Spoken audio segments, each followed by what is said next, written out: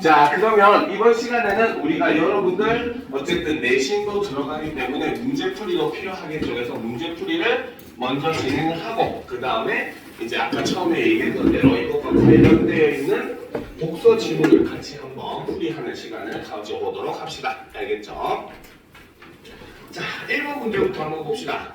자, 이거는 이제 아까 얘기했던 내진 설계에 관련된 지문과 관련된 문제들입니다. 자, 그러면 1번 문제부터 봅시다. 자, 위 발표자의 말하기 방식으로, 그렇죠? 쌤님이 아까 얘기했었죠? 항상 첫 번째 문제는 바로 뭐다? 말하기 방식이나 태도에 관련된 문제가 항상 등장한다고 이야기를 했었습니다. 그렇죠? 자, 그렇기 때문에 역시 마찬가지 여기에서도 말하기 방식을 묻는 문제가 나타나고 있죠. 그래서 말하기 방식으로 적절하지 않은 것을 구해야 된다.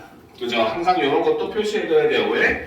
맨날 틀린 거 고르는데 맞는 거 고르고 맞는 거 고르는데 틀린 거 고르는 학생들 많을 겁니다. 알겠죠? 항상 문제에 집중력 유지하는 게 중요하죠. 자, 그러면 첫 번째부터 봅시다. 청중의 배경 지식을 환기하며 발표 주제 선정의 계기를 밝히고 있다. 자, 여기서 청중의 배경 지식을 어떤 식으로 환기하고 있었습니까? 바로 동남아 지진 뉴스를 언급을 하는 방식을 사용을 했죠. 그렇죠? 자, 그리고 이제 사실 여기서 그래서 이를 통해서 발표 주제 선정의 계기를 얘기를 하는데 사실은 근데 여기서 또 한 가지 추가되는 게 있기는 했었어요. 바로 뭐다? 플러스 바로 발표자의 그렇죠? 배경 지식 혹은 취향을 언급을 하면서 이를 통해서 바로 뭐다? 발표 주제 선정의 계기를 밝히고 있다. 원래는 이렇게 해야 정확한 말이긴 하지만 왜? 냄새가 난다고 여기에서?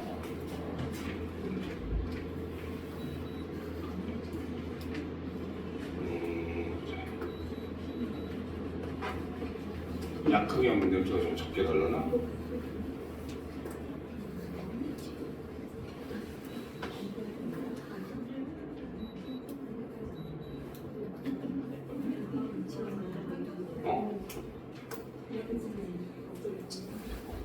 자, 계속 보도록 합시다. 지금 좀 괜찮아? 아니면 계속 나? 좀 괜찮아진 것 같아요. 일단 조금만 해보고 안 되면 꺼버립시다. 자, 그래서 이를 통해서 발표 주제 바로 내진 설계에 대한 이제 발표를 하겠다라고 선정을 했었다라는 거죠. 그러니까 1번은 역시 맞다고 볼 수 있습니다. 그렇죠? 자, 그런데 2번을 봅시다. 전문가가 말한 내용을 직접 인용했다. 전문가의 내용을 인용한 것 자체가 지금 존재하지 않았었어요. 그죠? 더군다나 직접 인용이라고 하는 것도 절대 틀렸다고 볼 수가 있겠죠. 그러면 답은 2번이 될 수밖에 없습니다.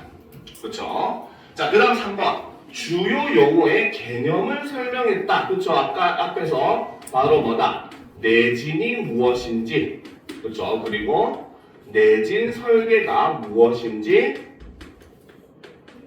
개념을 정의하고 있는, 그렇죠? 이걸로 시작을 하고 있는 부분이 있었죠. 그렇죠? 그래서 발표 내용에 대한 청중의 이해를 돕고 있다. 그 다음 발표에 참고한 자료의 출처를 밝혔어요. 이거는 어디?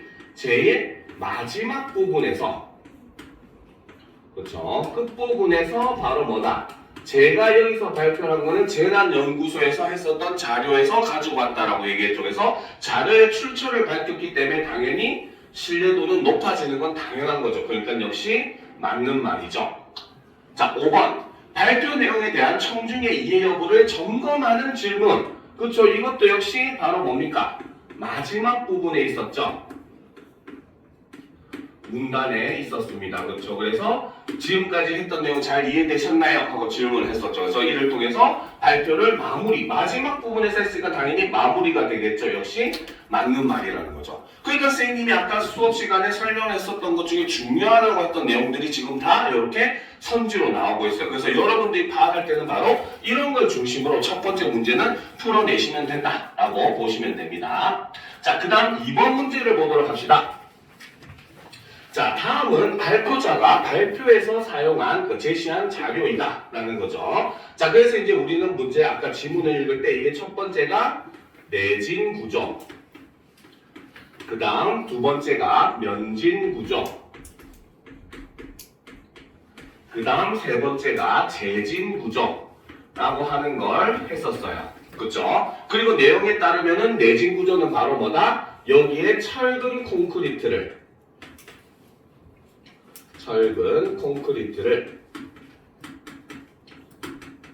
사용을 함으로써 바로 뭐다? 내구성을 높이는, 내진력을 높이는 이런 기능을 한다라고 위에 정리된 거니까 굳이 정리할 필요가 없겠죠. 그쵸? 자, 그 다음 이제 두 번째 그림은 바로 뭐다? 바로 면진 구조는 이 밑에다가 바로 뭐다? 하부에 면진 장치를 면진 장치를 설치를 하는데 여기에 고무 베어링이라든지 그 다음에 납 면진 장치 같은 이런 등등 여러 가지 재료를 사용해서 이거를 만든다라고 했었어요. 그쵸? 그리고 이제 여기 부분에 있는 요것이 바로 뭐다? 그쵸? 재진 구조에 사용하는 구조물이라고 했었죠. 그래서 이거를 통해서 바로 뭐다? 상부에 진동 방향을 반대로 변화를 시킴으로써 그쵸? 그래서 건물의 안정성을 높여주는 이러한 효과가 있더라. 이렇게 설명을 했었던 내용 위에 정리가 돼 있을 겁니다. 알겠죠? 그러니까 여러분들은 내용을 연결만 시켜놓으면 될 거예요. 선생님은 이제 여기 정리된 걸 지웠으니까 이해하기 쉬우라고 한 번 더 적어준 겁니다. 알겠죠? 자, 그러면 이런 걸 바탕으로 이제 밑에 있는 선지를 한번 살펴보도록 합시다. 자, 1번. 그쵸? 자, 보시면은 자료 1을 가리키며, 그쵸? 이거는 내진 구조였죠. 그래서 건축물의 구조 자체를 강화하는 방식, 그쵸? 이게 바로 내진 구조 였고, 이 내진 구조에서 사용되는 게 바로 뭐다? 철근, 콘크리트 등, 그쵸? 네, 그것을 벽에 삽입하는, 그쵸? 방식을 사용했다는 거죠. 그래서 이것이 가지고 있는 장단점, 그렇죠? 장점은 바로 뭐다? 쉽게 이용이 가능하고, 그렇죠? 그 건물의 내구력을 증가시킨다는 그런 장점이 있다고 했지만 반면에 단점은 바로 뭐라고 했었다? 오히려 흔들림 자체를 방지할 수가 없어가지고 반복된 지진이나 강한 지진에서는 오히려 피해가 커질 수 있다. 이렇게 얘기를 했었어요. 그렇죠? 자, 두 번째. 자료 2, 그렇죠? 면진 구조죠. 자료 2를 가리키면서 건축물 집안에서 격리하기 위해 어떤 장치들을 설치하는지, 그렇죠? 아까 얘기했었던 고무 베어링이나 그 다음에 납 면진 장치 등을 설치한다고 설명을 해놨었죠. 그렇죠? 자, 3번 자료 3을 가리키면서 재진 구조죠. 가리키며 지진에 의한 진동에 대응하는 원리를 유사한 사례를 바탕으로 설명을 했다. 그렇죠? 바로 버스의 사례를 지금 이렇게 제시를 해서 비유적으로 표현했다라고 얘기했습니다. 자, 4번 자료 1과 자료 2를 번갈아 가리키면서 내진 구조와 면진 구조 번갈아 가리켰다 하면 여러분들 떠오르는 게 있었죠. 그렇죠? 앞에 내용에서 두 개를 대조하는 방식을 사용했었죠. 그래서 비용 및 안정성 측면에서 두 설계 방식을 비교하여서 설명하고 있다. 그렇죠? 이것도 역시 맞다고 볼 수 있어요. 자, 참고로 여러분들이 그 예전하고는 조금 달라진 게 있는데 우리가 설명 방식 중에 예전에 비교는 공통점을 보는 거고 대조는 차이점을 보는 것이다. 이렇게 이제 보고 있는 예전에 여러분들 이제 알고 있었을 거예요. 알겠죠? 그런데 그 2015년 개정부터 여러분들 공부할 때부터 조금씩 달라지긴 했어요. 중학교에는 좀 달라졌고 고등학교에는 근데 그것이 잘 안 넘어왔는데 이렇게 가끔씩 요거를 일부러 혼동해서 쓰는 경우도 있기는 합니다. 알겠죠? 최근의 경향이 바로 뭐냐면 비교가 공통점, 차이점을 다 보는 거를 비교라고 보는 경향이 좀 있어요. 알겠습니까? 그리고 대조는 솔직히 이거를 잘 설명을 학교에서 안 해줘. 실제로 그리고 그 가이드라인에서도 제대로 된 설명이 없기는 해요. 알겠죠? 그래서 대조의 방식에 대해서는 요즘 좀 없애는 그런 추세이기는 합니다. 알겠죠? 그래서 여러분들이 비교와 대조를 약간은 유사한 개념으로 일단 두고 생각해 두는 게 좋아요. 그러면 일단 우리가 여기서 의문을 가질 수 있어요. 그럼 이게 과연 공통점을 우리가 일반적으로 생각했듯이 공통점을 봤다라고 볼 수도 있는 것이고, 반면에 아까 얘기했던 공통점 차이점을 본다고 해석을 할 수도 있기 때문에 요거는 둘 중에 답이 되기도 하고 안 되기도 한다라고 볼 수가 있겠죠. 그렇죠? 그러면 어떻게? 세모를 치고 넘어가시면 됩니다. 알겠습니까? 근데 5번을 봅시다. 자료 2와 자료 3을 번갈아 가리키며 건축물의 하부에서 상부로 진동이 전달되는 과정을 대조해서 설명했어요. 어떤 식으로 이게 진동이 위로 전달되는지 이런 내용이 있었어요? 과정이? 없었죠. 완전히 틀린 내용이 존재하죠. 그렇죠? 그렇기 때문에 이거는 일부러 함정을 파기 위해서 비교와 대조를 혼용해서 사용을 한 겁니다. 이 문제는. 알겠죠? 그러면 이럴 때는 바로 뭐다? 확실히 틀린 거를 답으로 선택하는 게 정답에 더 가까워지는 겁니다. 알겠죠? 그래서 선생님이 문제를 풀 때 특히 국어가 이런 게 많아요. 국어가 이제 보면 선지가 애매한 경우가 많아. 문학도 그렇고 독서도 그렇고 화법 작문, 언매도 다 마찬가지예요. 애매한 경우들이 있을 때는 동그라미 세모 X를 잘 쓰라고 얘기를 해요. 그래서 확실한 거는 맞는 거는 동그라미, 확실하게 틀린 건 X, 애매한 건 세모라고 쳤을 때 만약에 3개가 확실히 답이 아니고 1개는 확실히 답인 것 같은데 하나가 애매해. 이럴 경우에 여러분들은 뭡니까? 내적 갈등을 할 수밖에 없어요. 둘 중에 뭔지. 근데 이때는 확실한 게 답입니다. 알겠습니까? 또 반면에 4개가 답이 아닌 것 같은데 1개가 애매해. 이 경우도 이 애매한 것 때문에 앞에 것까지 다 의심을 하잖아요. 그렇죠? 근데 이때는 애매한 게 답입니다. 왜? 문제를 출제자는 이 애매한 거를 아닌 방향으로 해석을 했다는 뜻이에요. 애매하다는 건 사실 두 가지로 해석이 될 가능성이 높다는 것이고, 두 가지로 해석된다는 건 사실 무슨 뜻이다? 답이 될 수도 있고 안 될 수도 있고 어느 방향으로 보느냐에 따라서 해석이 달라진다는 뜻이거든요. 알겠죠? 그래서 이 문제가 바로 이 비교라는 용어 자체를 일부러 여러분들에게 함정식으로 집어넣어 놓음으로써 여러분들을 4번, 5번을 헷갈리게 만드는 문제인데, 확실하게 틀린 게 사실 5번이 존재하기 때문에 여러분들은 5번을 답으로 선택하면 정답을 맞출 수 있다는 거죠. 알겠습니까? 자, 다음 문제로 넘어가 보도록 합시다. 자, 이런 문제는 솔직하게 얘기를 하면은 지문을 그렇게 다시 한번 보고 할 필요는 없는 문제이기는 해요. 알겠죠? 자, 여기서 지금 내용을 보면은 보기는 발표 후 청자와 발표자가 나눈 질의응답의 일부이다. 가에 들어갈 청자의 질문으로 가장 적절한 것은 이라고 되어 있어요. 자, 그렇기 때문에 이런 문제는 선생님 늘 아까도 얘기했었죠. 바로 뭐다? 객관식을 서술형으로 풀어라. 서술형으로 풀기.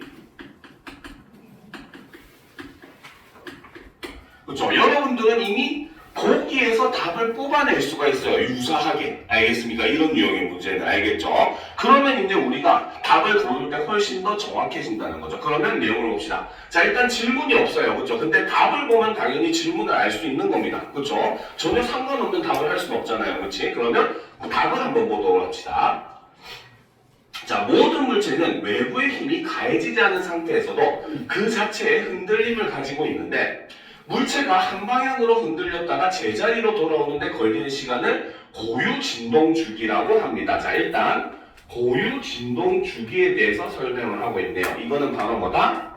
물체가 한 방향으로 흔들렸다가 제자리로 돌아오는데 걸리는 시간이라는 거죠. 그렇죠?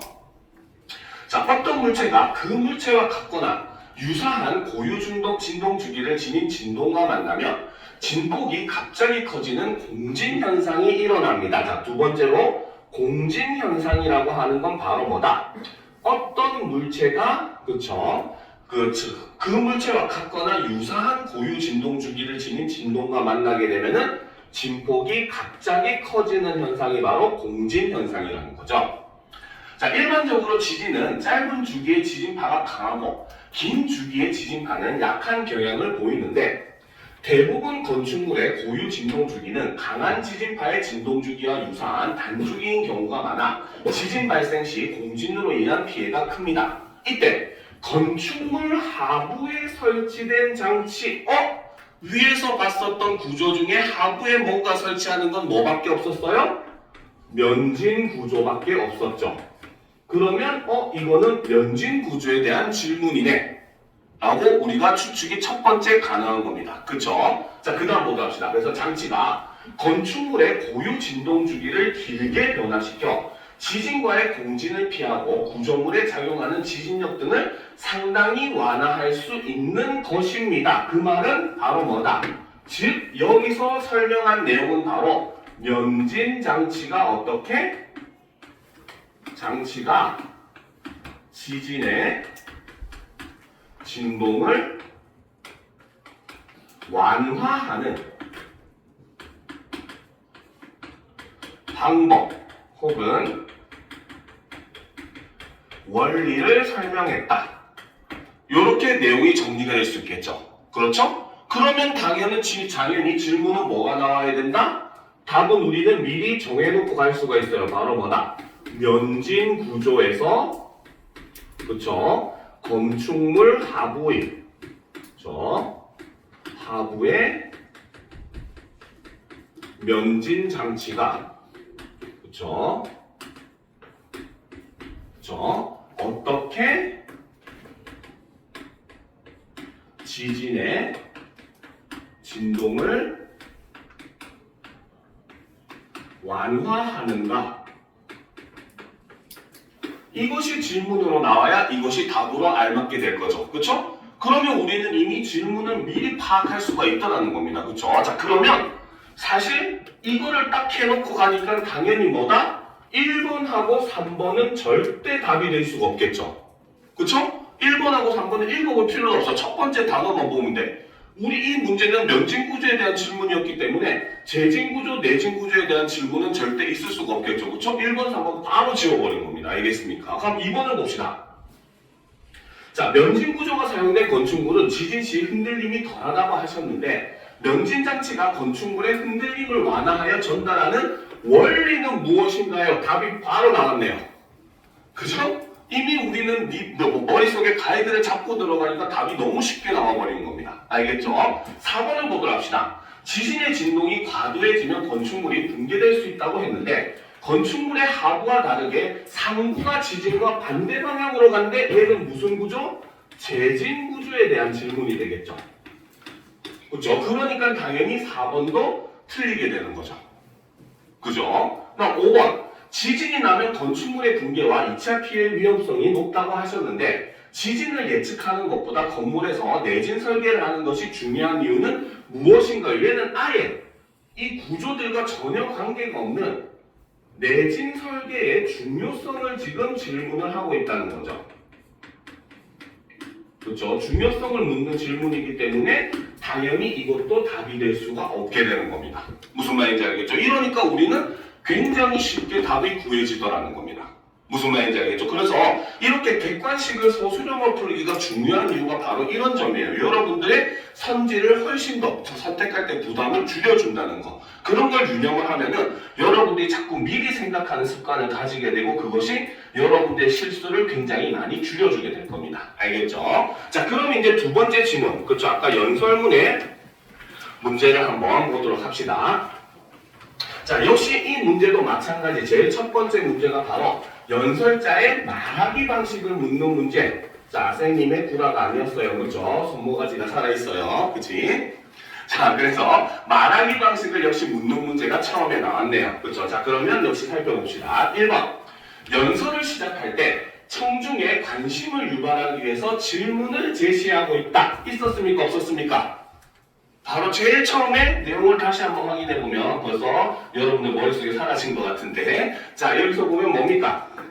무인도에 갈 때 무엇을 가지고 가겠느냐라고 질문을 했었죠. 그래서 선생님이 이게 관심을 유발하는 질문이다라고 얘기했습니다. 그렇죠? 그러니까 1번은 역시 어떻게? 맞다고 볼 수 있겠죠. 그렇죠? 자, 2번. 연설을 마무리할 때 연설에서 다룬 내용의 가치를 강조하기 위해서 속담을 활용하고 있다? 속담이 있었습니까? 우리 아까 수업할 때? 없었죠? 그러면 얘는 틀렸다고 봐야 되겠죠? 그러면 정답은 2번이 되는 겁니다. 그죠? 자, 그 다음 3번. 첫 번째 번째 조언의 효과를 직관적으로 알 수 있도록 두 가지 상황을 비교해서 제시를 하고 있다. 자, 어떤 걸 상황을 비교를 하고 있었습니까? 자, 첫 번째 조언의 내용을 보게 되면은 첫째, 나름의 우선순위를 정해라 라고 했었죠. 그래서 10개의 상황을 고르는 때와 3개의 상황을 고르는 때, 그렇죠? 3개 중에 하나를 고를 때를 지금 제시를 하고 있죠. 그러면 여기서 두 가지 상황은 바로 뭐다? 10개 중에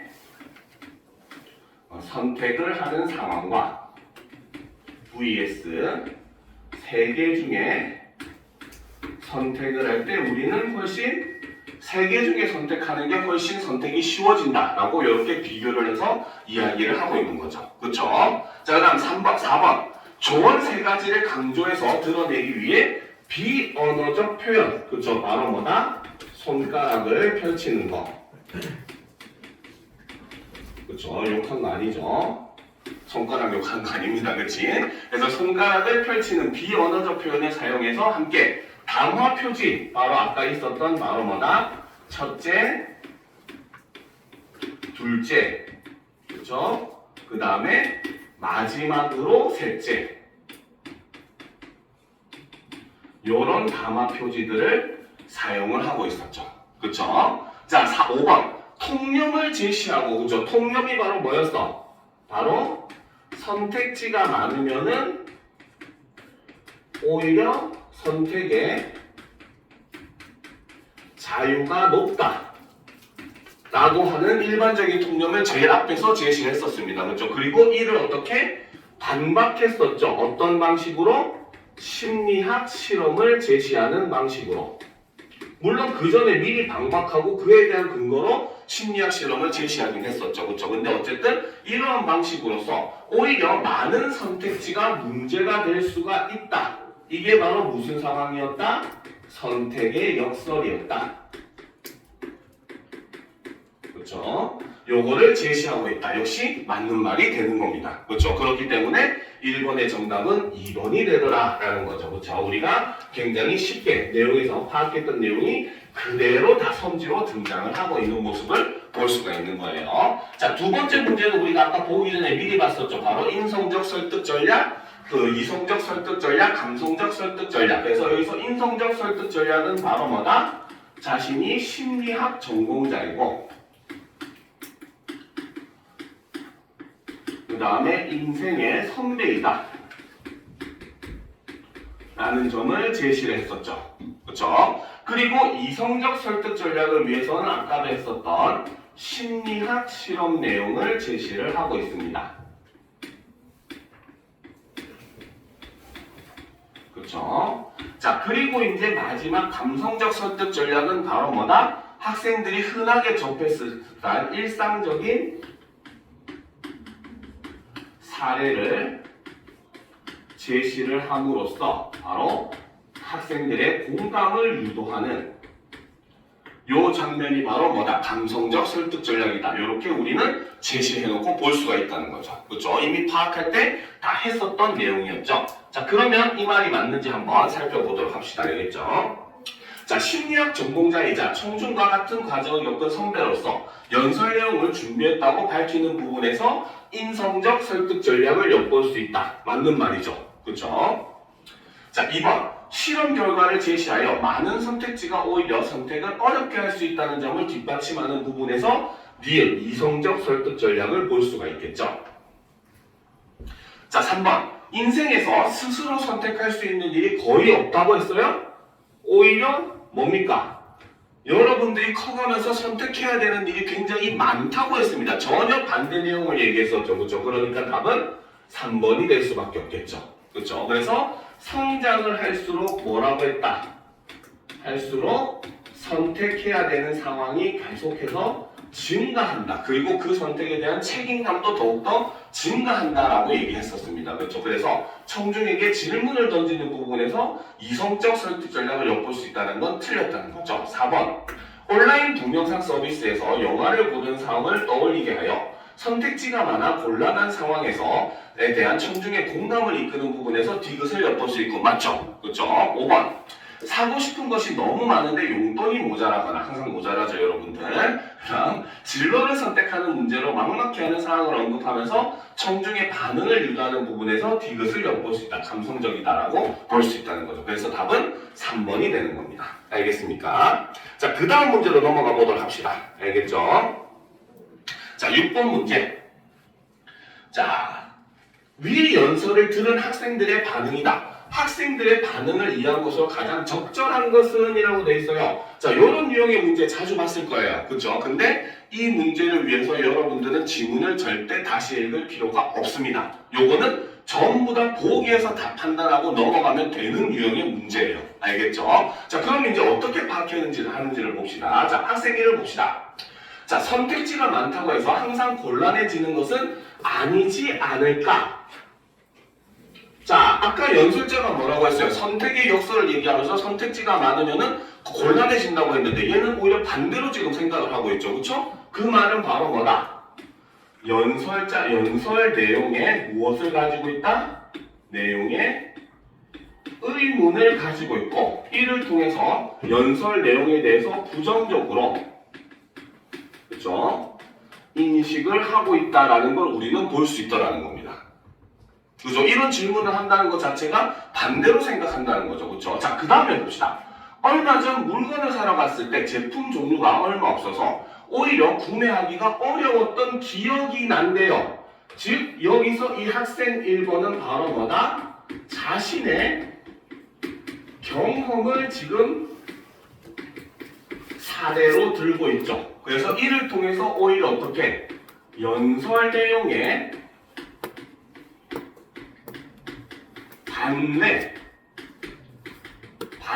반대가 되는 예시로서 사용을 하고 있는 겁니다. 나는 오히려 내가 경험해봤을 때 선택지가 없으니까 오히려 더 선택하기가 힘들던데 이런 경험을 얘기하고 있는 거죠. 그렇죠? 그래서 학생 1번 같은 경우는 연설자의 내용에 대해서 부정적으로 보고 있다. 반대로 생각하고 있다라는 점을 우리가 볼 수 있다는 거죠. 그렇죠? 자, 학생 2를 봅시다.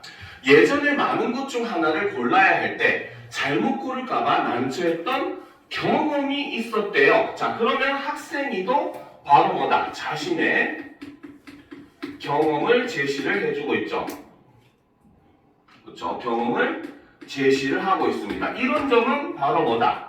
학생 1과 학생 2의 공통점이라고 볼 수가 있어요. 단, 경험을 제시한 이유는 다르죠. 그렇죠? 학생 1은 오히려 바로 뭐다? 제시를 함으로써 연설 내용에 공감을 하고 있는, 즉 이 학생 2는 긍정적인 반응을 보이고 있다라고 볼 수 있다는 거죠.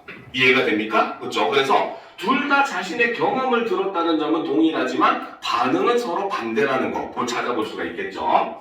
자, 연설자가 말한 대로 실패하게 되더라도 내가 만족할 수 있는 선택을 해야 하겠어 라는 거죠. 그렇죠? 즉 바로 학생 2는 바로 뭐다?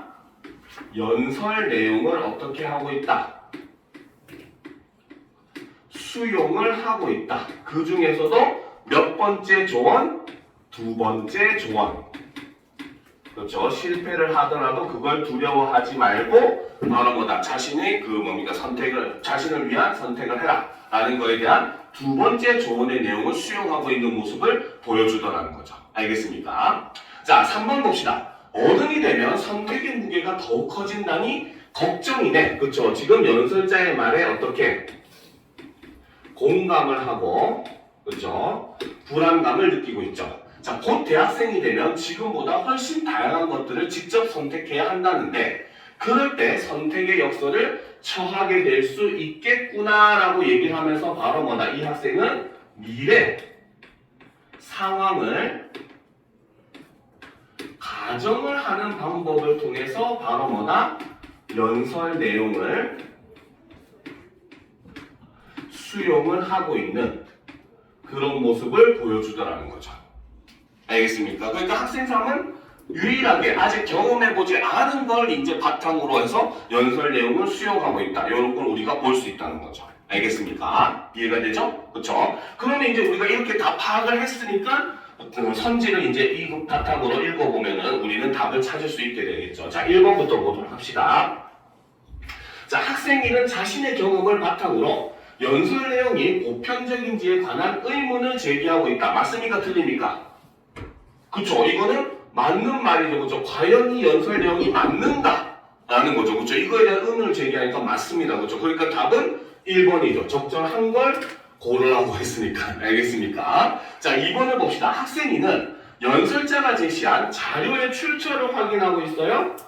아니죠. 바로 자신의 경험을 제시하고 있죠. 그쵸? 그래서 그로 인해서 신뢰성을 점검한다는 것도 역시 틀렸다고 볼 수가 있습니다. 자, 학생 3은 연설에서 알게 된 정보를 바탕으로 자신이 평소 알고 있었던 바를 수정하고 있다? 그거는 아니라는 거죠. 아까 얘기했듯이 미래 상황을 가정해서 무슨 뭡니까? 연설자의 내용이 맞을 수 있겠구나 하고 이제 공감을 하고 있는 거죠. 4번 학생 1과 학생 2는 연설에서 직접적으로 드러나지 않은 연설자의 의도를 추론하고 있다? 아니죠. 두 학생의 공통점은 하나라고 했습니다. 바로 자신의 경험을 바탕으로 이야기하고 있다는 거. 그쵸? 자, 5번. 학생 2와 학생 3은 연설자의 연설 태도를 문제 삼았어? 오히려 이 사람은 바로 뭐다? 두 학생은 연설자에 대해서 긍정적으로 인식하는 공통점이 있죠. 그렇기 때문에 당연히 태도를 문제 삼을 필요가 없겠지. 그치? 그래서 연설 내용의 진정성에 대해서 평가하고 있다. 역시 이 부분도 그렇기 때문에 틀릴 수밖에 없겠죠. 그렇죠? 그래서 답은 1번일 수밖에 없다는 거. 그래서 결과적으로 우리가 학생 1과 학생 2의 공통점은 자신의 경험을 얘기한 거. 학생 2와 학생 3의 공통점은 그 연설자의 내용에 대해서 긍정적 인식을 보이고 있다는 거. 요런 게 핵심이 되면 당연히 4번, 5번 선지는 그에 대해서 나와야 맞는 말이 된다는 겁니다. 알겠습니까? 그래서 이런 식으로 푸니까 너무나 우리가 쉽게 문제를 접근을 할 수 있다는 거죠. 알겠습니까? 자, 그래서 여러분들 그 학교에서 했었던 내용은 이걸로 끝이고, 자, 그 다음에 이제 아까 처음에 얘기했듯이 여러분들에게 도움이 될 만한 사실 똑같은 것을 소재로 하고 있는 독서 지문을 선생님이 가지고 왔어요. 알겠죠? 자, 그래서 이런 것들을 통해서 이제 이 내용에 대해서 조금 더, 왜 독서의 내용이 좀 더 자세하게 정리가 되어 있으니까 내용을 한번 같이, 물론 이거는 여러 개 필기하고 할 필요는 없고 어떤 식으로 표시하는가도 한번 살펴보면서 내용을 좀 깊이 있게 이해를 해보도록 합시다. 알겠죠? 자, 봅시다. 지진은, 자, 이런 말이 나오면 당연히 지진에 대한 내용, 뭡니까? 용어가 정리가 되겠죠? 자, 지구 내부에서 일어나는 지각 변동으로 인해 땅이 흔들리는 현상이다. 자, 바로 지구의 의미를, 지진의 의미를 이렇게 정의를 내려주고 있죠. 그러면 여러분들은 이런 식으로 표시를 하면서 보면 돼요. 그렇죠? 자, 이때 각 지각 부분에서 방출된 에너지는 파동의 형태로 전달이 되더라는 거죠. 그래서 지진에서 에너지는 파동의 형태로 전달된다. 그래서 이거를 뭐라고 한다? 지진파라고 한다. 그러면 이게 바로 지진파의 정의가 된다는 거죠. 그렇죠? 자, 이때 대표적인 지진파로는 P파와 S파가 있다라는 겁니다. 그러면 이제는 두 개를 나누어서 설명하겠다는 거죠. 그러니까 아까 얘기했듯이 네모, 세모, 동그라미, 그 다음에 밑줄, 물결 표시 이런 걸 잘 활용을 하시면 됩니다. 알겠죠? 자, 첫 번째 P파는, 자, P파는 네모로 표시할게요. 자, 얘는 바로 뭐다? 에너지가 전달되는 파동의 진행 방향이 매질의 진동 방향과 같은 지진파라는 거죠. 자, 이때 매질의 압축과 팽창을 반복하면서 전달되며 관측소에 가장 먼저 도착한대요. 그래서 얘는 전달 방식이 매질이 압축과 팽창을 반복하면서 전달이 되고, 그리고 얘는 관측소에 가장 먼저 도착한다. 그 말은 이꼴 뭐다? 속도가 빠르다라는 걸 알 수가 있다는 거죠. 그렇죠? 자, 그래서 이제 친절하게 이거를 설명을 해줍니다. 자, P파의 전파 속도는 초속 약 6에서 8km이지만 진폭은 작아서, 그쵸? 특징이 진폭은 작아서 지진 피해는 비교적 작은 편이라고 하는 게 P파의 특징이라는 겁니다. 그쵸? 자, 그러면 이제 우리가 P파를 선생님은 정리해둘 테지만 여러분도 굳이 정리할 필요는 없어요. 알겠죠? 이해하기 쉬우라고 옆에다 적어두는 겁니다. 자, P파 같은 경우는 바로 뭐다? 바로 파동의 진행 방향이 바로 매질의 진동 방향이랑 같은 것이 바로 P파라는 거죠. 그렇죠? 그래서 얘는 바로 뭐다? 매질이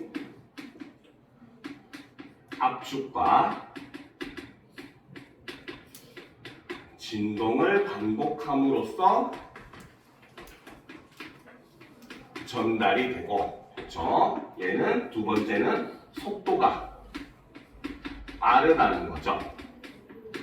그래서 얘는 초속 약 6에서 8km, 1초에 6에서 8km를 간대요. 어마어마한 속도죠. 그렇죠? 자, 그 다음 세 번째, 진폭은 오히려 작기 때문에 어떻더라? 지진 피해도,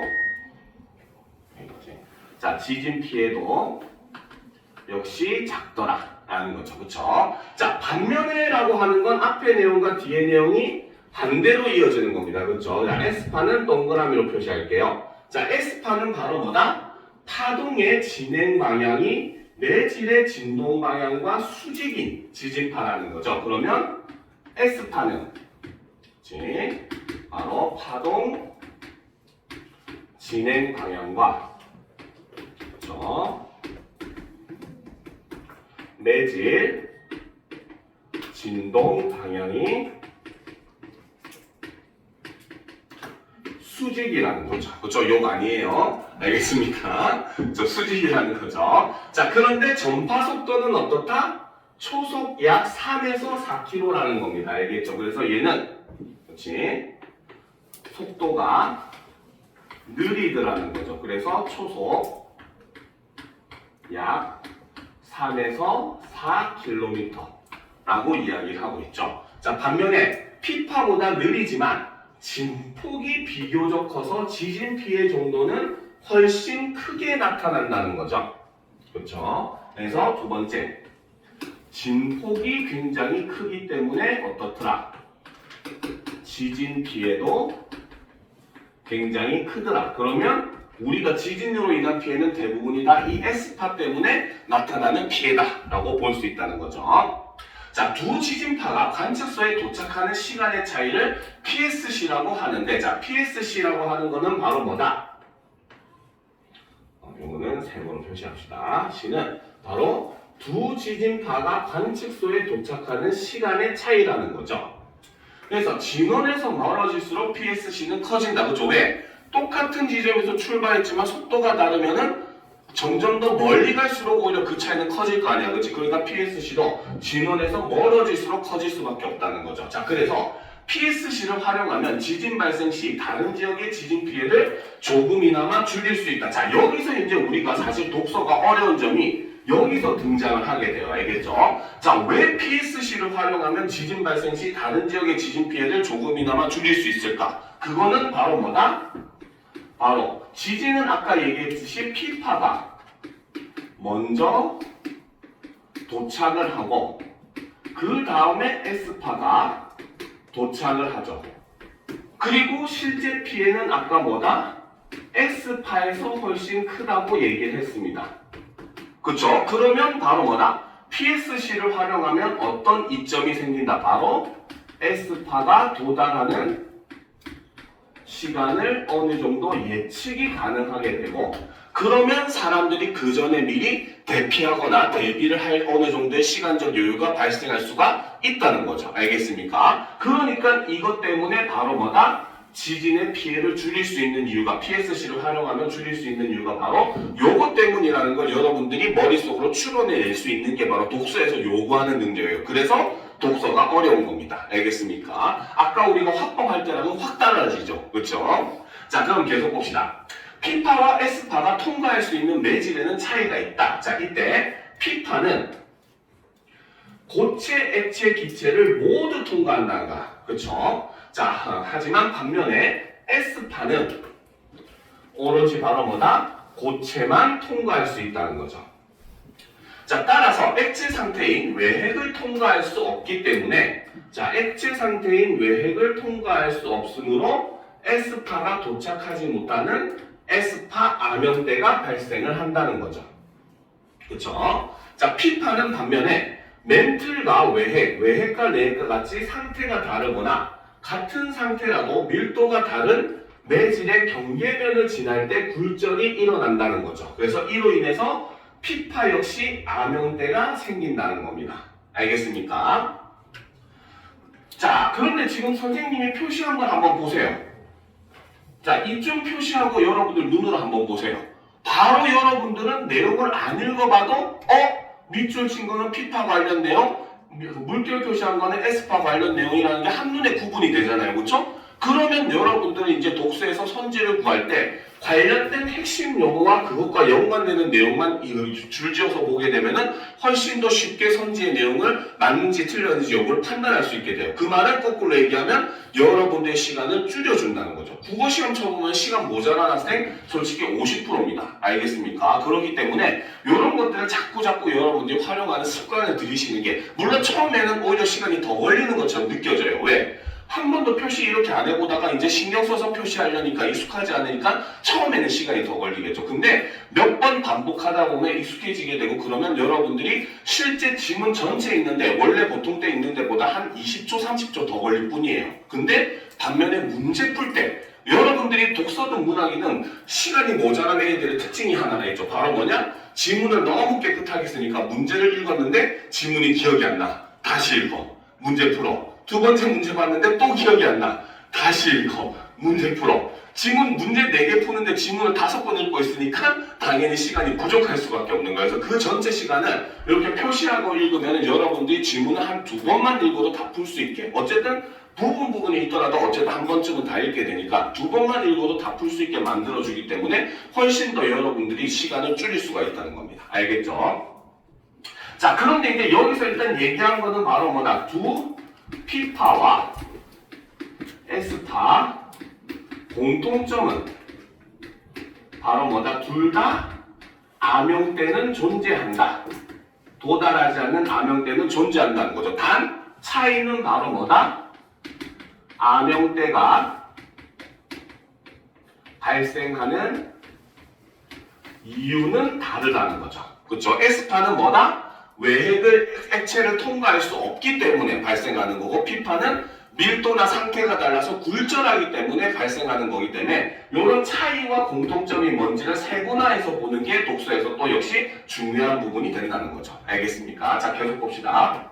자, 또 지진파의 전달 속도는 매질의 밀도가 높아지면 빨라지고, 그렇죠? 밀도가 높아지면 빨라지고 밀도가 낮아지면 느려진다. 그렇죠? 자, 그렇기 때문에 바로 뭐다? 지진파의 속도는, 이런 거는 정리해주면 좋아요. 속도는 무엇에? 매질의 밀도에 비례한다 라고 볼 수 있다는 거죠. 그렇죠? 이런 것들은 여러분들이 문제를 풀 때 정리해두면 나중에 성질 볼 때 굉장히 편해집니다. 알겠죠? 자, 그러면 이제 다음 문단으로 넘어갑시다.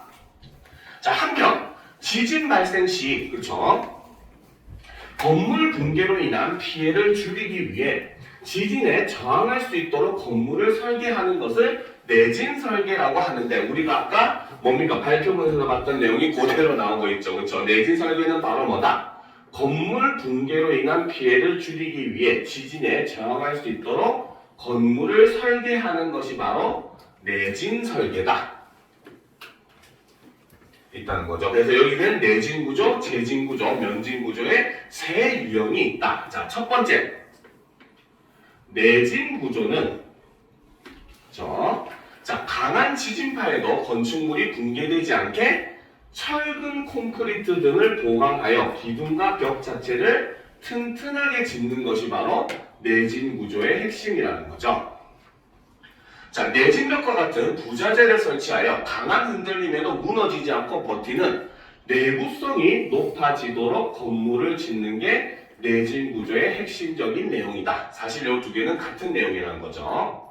자, 이는 단순히 건물의 내구력을 높인 것이라 지진 발생 시 건물이 무너지지 않더라도 건물 구조에 심각한 손상이 생길 수가 있다. 그래서 이 마지막 문장에서는 바로 뭐다?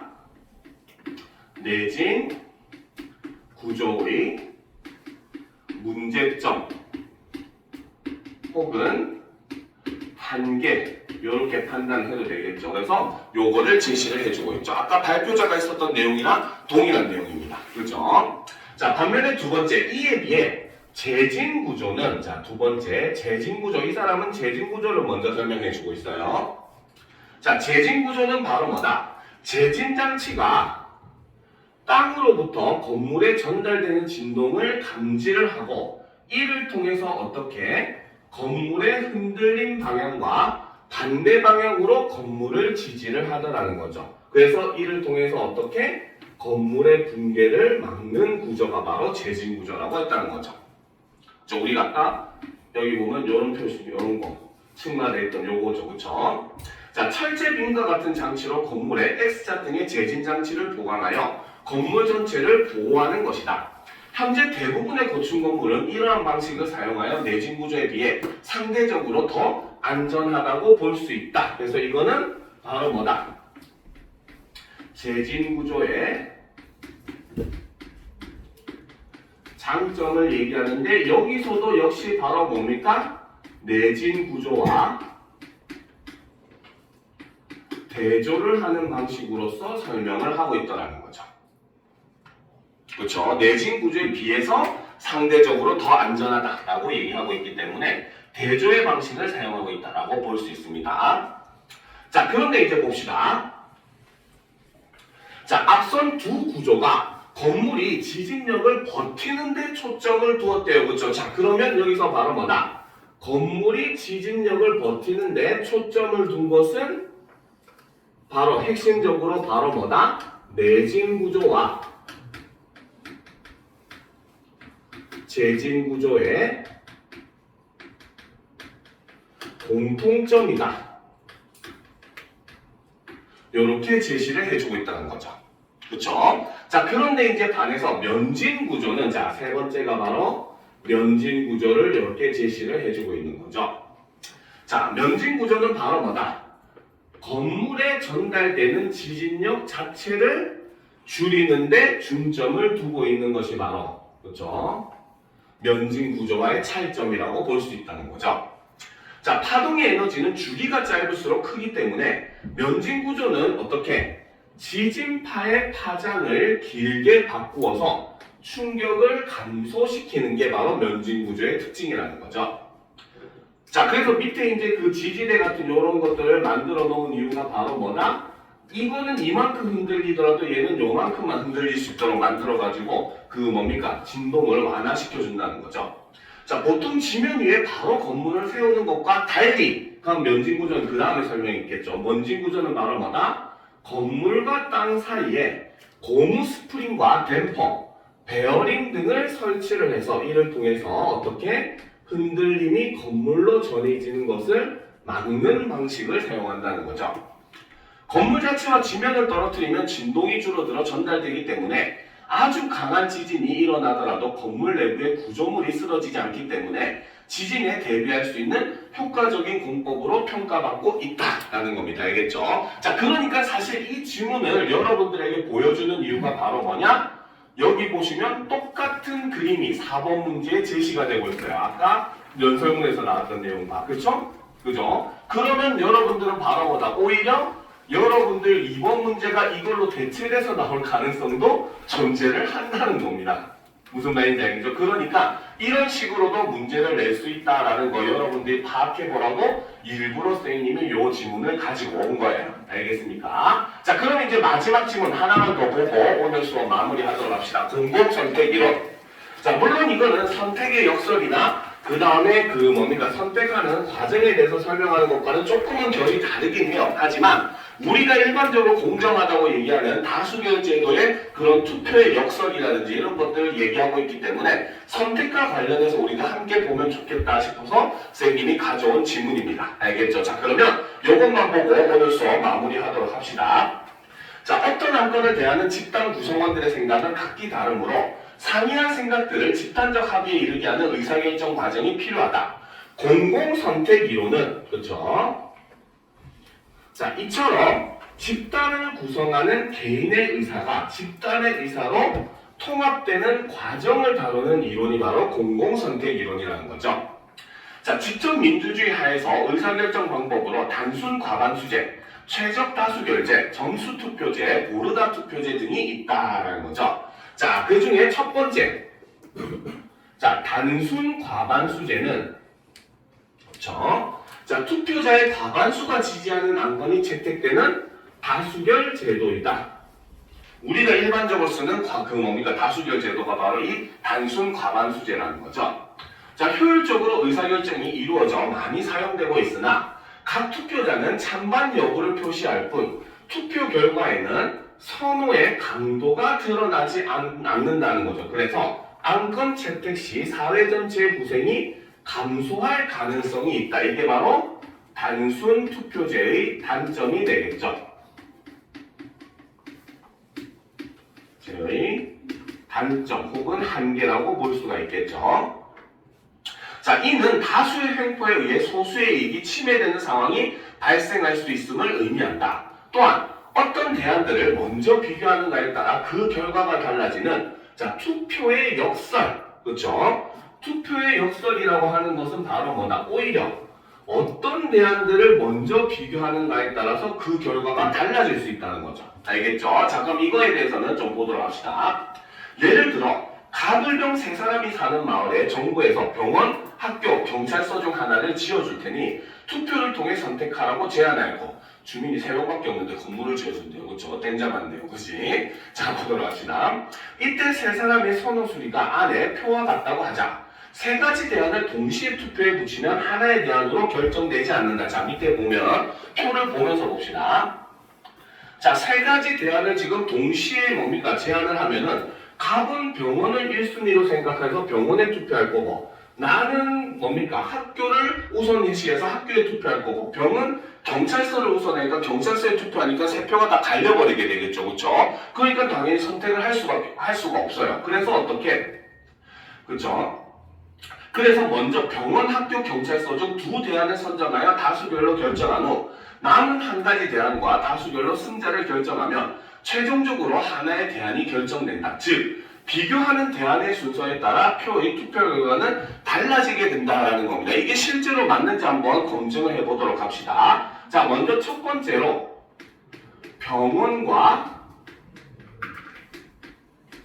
학교를 지금 가지고 투표를 해봅시다. 그렇죠? 그러면 당연히 갑은 병원을 1순위로 생각을 하니까 병원에 투표를 하겠죠. 그렇죠? 그런데 반면에 을은 학교를 1순위로 생각하니까 당연히 학교에 투표를 할 것입니다. 그렇죠? 왜 그럽니까? 그치? 자, 그 다음에 이제 마지막 병은 뭡니까? 경찰서를 1순위로 생각은 하지만 그 다음에 병원과 학교 중에 비교했을 때는 당연히 병원이 먼저다라고 해서 병은 병원에 투표를 하겠죠. 2순위이기 때문에. 알겠습니까? 그러면 이 결과 뭐가 선정이 된다? 일단 먼저 병원이 선정이 되죠. 그리고 이 선정된 병원과 나머지 하나인 경찰서를 비교를 해봅시다. 그러면 갑은 여기서 무엇을 선택한다? 역시 갑은 병원이 1순위이기 때문에 병원을 선택을 할 거예요. 자, 그런데 반면에 을은 학교 다음으로 보는 게 경찰서잖아. 2순위가 경찰서니까 을은 경찰서를 선택을 한다는 거죠. 그리고 이제 마지막 병은 경찰서가 1순위이기 때문에 당연히 경찰서를 선택을 합니다. 그러면 최종적으로 이 투표에서 나타나는 결과는 경찰서가 나온다는 거죠. 알겠습니까? 그런데 두 번째로 봅시다. 자, 먼저 학교와 경찰서부터 우리가 한번 비교를 해봅시다. 자, 이렇게 되면 갑은 자, 1순위가 병원이긴 하지만 학교와 경찰서 중에는 학교를 우선시하니까 갑은 학교에 투표를 하겠죠. 그렇죠? 그 다음 을은 1순위가 학교니까 당연히 학교에 투표를 할 것이고 병은 1순위가 경찰서이니까 당연히 경찰서에 투표를 할 것입니다. 그러면 이 투표의 결과로 학교가 결정이 돼요. 그러면 학교 대 병원을 가지고 우리가 다시 한 번 더 비교를 하면 어떻게? 갑은 병원을 1순위로 생각을 하니까 병원을 선택할 것이고 을은 학교가 1순위이기 때문에 학교를 선택을 하겠죠. 자, 그런데 반면에 병은 경찰서 다음으로 병원과 학교 중에서는 병원을 우선시하기 때문에 병원에 투표를 할 겁니다. 그러면 이 투표의 결과는 뭐가 나온다? 병원이 나온다는 거죠. 즉 무엇을 먼저 비교했는지에 따라 결과가 완전히 달라져 버리죠. 그렇죠? 이런 걸 바로 뭐라고 한다? 투표의 역설이라고 한다. 요렇게 얘기한 겁니다. 알겠죠? 그래서 요 내용이 뭘 얘기하는지를 조금 깊이 있게 이해를 해야 될 필요가 있는 그런 내용이기 때문에 독서가 조금 어려운 면이 있고 요런 걸 실제로 해볼 필요도 사실은 존재합니다. 알겠습니까?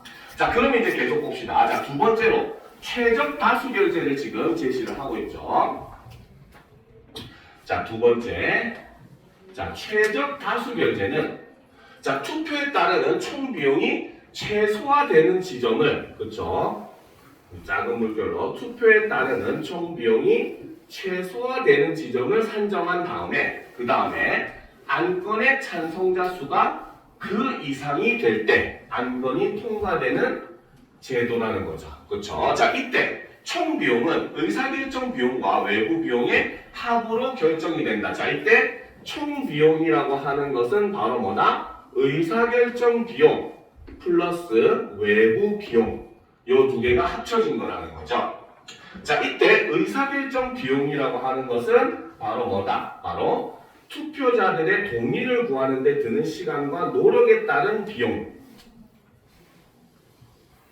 거죠. 그래서 이때 찬성표의 비율이 높을수록 증가한다라는 거죠. 그러면 의사결정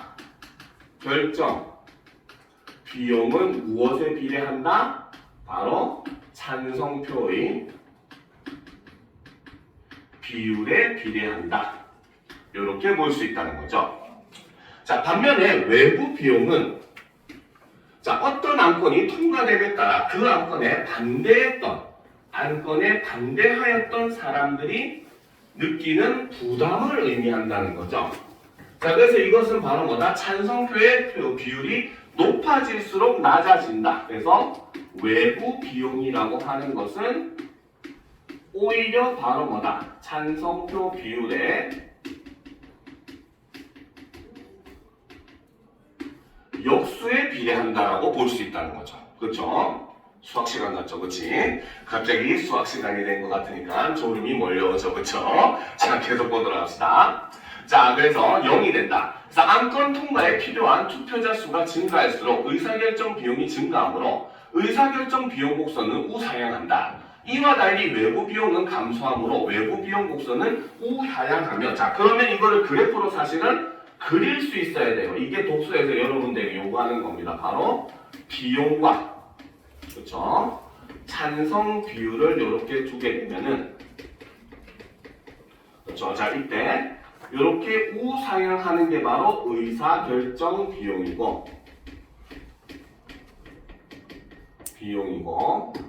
그 다음에 우하향하는 게 그렇죠? 외부 비용이죠. 그렇죠? 자, 두 곡선을 합한 총 비용 곡선은 U자 형태로 나타난다. 자, 그렇기 때문에 두 비용을 합한 총 비용 곡선 이것이 바로 총 비용 곡선이 되겠죠. 그렇죠? 그리고 이때 가장 낮은 지점에 이때 바로 뭐다? 이 지점이 바로 최적 지점이 된다. 소리.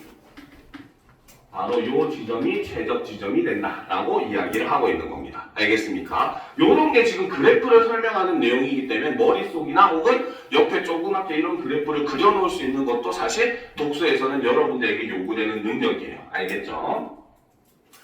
자, 그래서 이제 이 최적 지점을 기준으로 이제 다수 지점이 된다는 거죠. 이 제도는 의사결정 과정을 이론적으로 명쾌하게 설명할 수는 있지만 최적 다수결의 기준을 정하는 데 시간을 지나치게 소비해야 된다는 단점이 있다. 여기서도 최적 다수결제의 단점을 지금 제시를 하면서 마무리를 하고 있죠. 자, 세 번째, 점수 투표제는 그렇죠? 자, 보시면 세 번째가 바로 점수 투표제죠. 자, 점수 투표제는 바로 뭐다? 각 투표자에게 일정한 점수를 주고 자, 그 다음에 그로 인해서 각 투표자가 자신의 선호에 따라 각 대안에 대하여 주어진 점수를 배분하여 투표하는 제도라는 거죠. 그러니까 예를 들어서 여러분들이 선택지가 3개, 4개가 있어. 그러면 여러분들한테 총 10점을 주는 거야. 그러면 나는 그 10점을 내 선호 강도에 따라서 첫 번째 거에는 나는 너무 이게 좋아. 그러면 뭐 8점을 줄 수도 있고 9점을 줄 수도 있겠죠. 그쵸? 반대로 너무 싫으면 0점이나 1점을 줄 수도 있을 거예요. 알겠죠? 그래서 점수로서 이제 투표하는 게 바로 점수 투표제라는 거죠. 그래서 최종적으로 이것을 모두가 투표했을 때 합산해서 가장 많은 점수를 얻은 대안이 선택이 된다는 거죠. 자, 이때 투표자의 선호 강도에 따라 점수를 배분하므로 투표자의 선호 강도가 잘 반영된다는 장점이 있더라는 겁니다. 그렇죠? 이게 바로 점수 투표제의 장점이 되겠죠. 자, 소수의 의견도 투표 결과에 잘 반영되면 투표의 역설이 나타나지 않는다는 장점이 있다. 자, 소수의 의견도 결과에 잘 반영되고 투표의 역설이 나타나지 않는다라는 거죠. 하지만 전략적 행동에 취약하여 투표 결과가 불규칙하게 바뀔 수 있다는 단점이 있다. 자, 여기서 전략적 행위란 어떤 투표자가 다른 투표자의 투표 상황을 예측하고 자신의 행동을 이에 맞춰 변화시킴으로써 자기가 원하는 것을 얻으려 하는 태도를 뜻하나, 즉 이번에 투표에 참여한 저런 사람들이 이거를 좀 더 많이 선호하는데 대충 이 사람들 선호도를 보면은 한 6, 7점 정도 줄 것 같아. 그럼 나는 내가 선택하는 걸 선택하게 되려면 나는 저거에다가 1점을 줘버리고 내 거에 9점을 줘버리면 오히려 내가 선택될 확률이 높아지겠지. 이런 계산이 어느 정도 가능한 게 바로 점수 투표제라는 거죠. 자, 그러니까 이 행위는 어떤 투표제에서든 나타날 수 있으나 점수 투표제에서 나타날 가능성이 굉장히 높다는 거죠. 자, 마지막으로 네 번째가 보르다 투표제. 자, 이거는 n개의 대안이 있을 때 가장 선호하는 대안부터 순서대로 n-1 1점을 주고 합산하여 가장 높은 점수를 받은 대안을 선택을 하는 거죠. 즉, 점수 투표제처럼 점수를 준다는 점은 똑같지만 얘는 점수가 정해져 있죠. 우선순위가 최고 점수, 그 다음에 마이너스 1점씩 해버리기 때문에 점수를 배분할 수가 없다는 거죠. 그래서 점수 투표제와 달리 오로지 순서에 의해서만 선호 강도를 표시한다. 이 제도 하에서는 일부에게 선호도가 아주 높은 대안보다는 투표자 모두에게 어느 정도 차선이 될 수 있는 중도의 대안이 채택될 가능성이 높다는 거죠. 자, 그래서 점수 투표제와 마찬가지로 투표의 역설이 발생하지 않는다라는 특징이 있다는 겁니다. 그래서 여기까지가 바로 여러분들 이번 시험 내신 대비 내용과 이번 주에 했었던 내용과 그리고 그와 관련된 독서 지문을 갖고 와서 여러분들에게 좀 새로운 맛도 보여주고 싶었어요. 알겠죠? 그래서 오늘 수업은 일단 여기까지 할 건데 여기서 끝이 아니고 여러분들 이제 그 내신이 되면서 학생들이 많이 증가했고 그래서 이제 클리닉 시간을 다시 조사를 해봐야 되거든요. 그래서 선생님이 한 명씩 물어볼게요. 강보민? 보민이는 수목금 중에 몇 시에 가능합니까? 무슨 요일 몇 시? 수요일 6시? 알겠습니다. 자, 광나희? 나희? 그래요. 알겠죠. 그러면 좀 이따 얘기하고 권민주 몇 시 가능해요? 수목금 중에 시간은 한 8시 전이면 다 가능해요. 수요일 몇 시? 6시 반? 그럼 일단 6시로 해놓을게요. 알겠죠? 민주였지? 수요일 6시. 김도연? 몇 시에 가능합니까? 목요일 5시. 오케이. 김민서? 몇 시? 금요일 6시. 오케이. 김세은? 금요일 6시요. 오케이. 김예빈? 예빈이? 몇 시? 금요일 7시? 자, 김예서? 예서 목요일 4시? 5시? 오케이. 준석? 몇 시? 목요일 6시? 자, 김지연? 몇 시? 목요일 4시? 오케이. 유지연? 지연이 몇 시? 목요일 6시? 8시? 오케이. 종은이? 수요일 6시? 자, 나윤이 빛날 몇 시? 금요일 6시. 오케이. 주연이 목요일 6시. 오케이. 유수연 금요일 6시. 오케이. 자, 그 다음 이윤석. 윤석 안 왔죠? 아, 영상이구나. 윤우 수요일 6시. 수요일 6시. 그 다음 윤지. 이윤지 몇 시? 목요일 7시. 오케이. 이현우 금요일 6시. 금요일 6시. 오케이. 임동윤 몇 시? 수요일 7시. 오케이. 이면서 현서 몇 시? 목요일 8시. 목요일 8시. 자, 준우 금요일 저녁에 금요일 저녁 몇 시? 6시. 6시? 오케이. 다음 우진이 영상이고 허정 금요일 6시? 몇 시? 5시? 오케이. 자민이 목요일 6시? 오케이. 아련이 금요일 6시.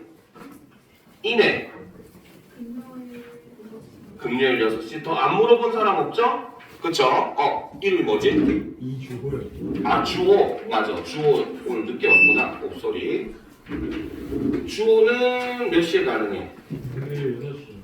금요일 6시? 네.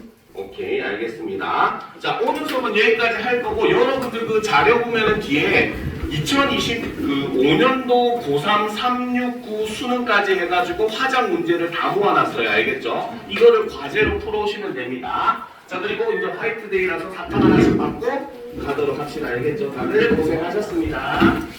자, 수고했습니다. 잠깐만, 준우야.